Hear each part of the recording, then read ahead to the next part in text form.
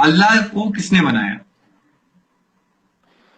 अल्लाह को किसी ने भी नहीं बनाया। ये क्या सवाल हुआ कि क्रिएटर को अगर किसी दूसरे क्रिएटर ने बनाया हो तो उसको क्रिएटर को कहेंगे, वो खुद क्रिएशन है। तो वो खुद ब खुद आ गया कहां से? वही मैं कह रहा हूं कि वो उसका एग्जिस्टेंस क्या है? हाँ, नहीं, मैंने पूछा आपसे, आपने कहा वो खुद ब खुद आ गया, कहां से?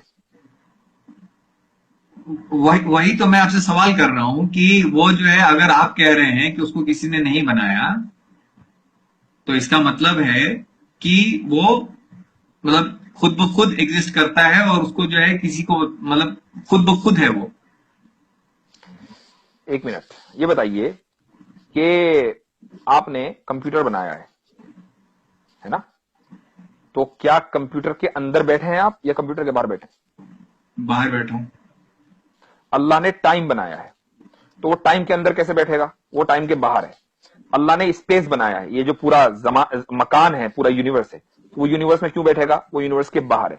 तो जब वो टाइम बनाने के बाद टाइम से बाहर है, तो आप उसको ये नहीं कह सकते कि वो फला टाइम में तो था, उससे पहले नहीं था।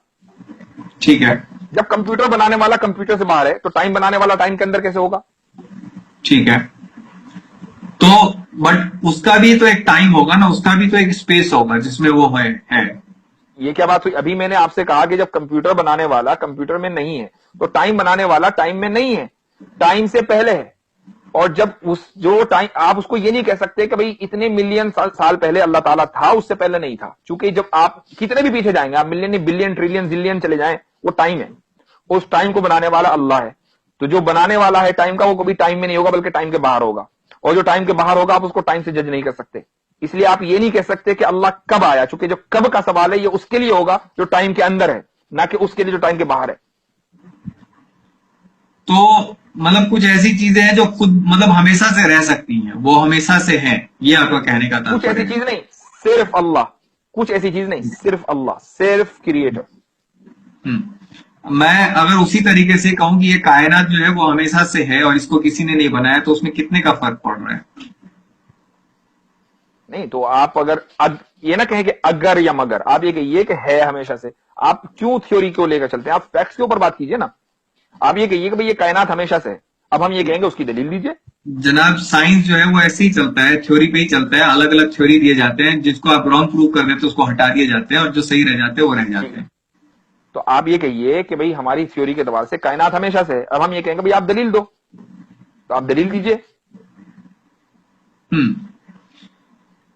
नहीं, मेरा जो है मेन पॉइंट आपको कहने का ये था कि जैसे खुदा हमेशा से हो सकता है, वैसे ही ये कायनात हमेशा से क्यों नहीं हो सकती है? क्योंकि कायनात क्रिएटर नहीं है, कायनात क्रिएशन है। आप वरना तो ये कहना पड़ेगा जिस तरीके से कंप्यूटर बनाने वाला है, इसी तरीके से जिस दिन पैदा हुआ था उस दिन कंप्यूटर भी पैदा हो गया था।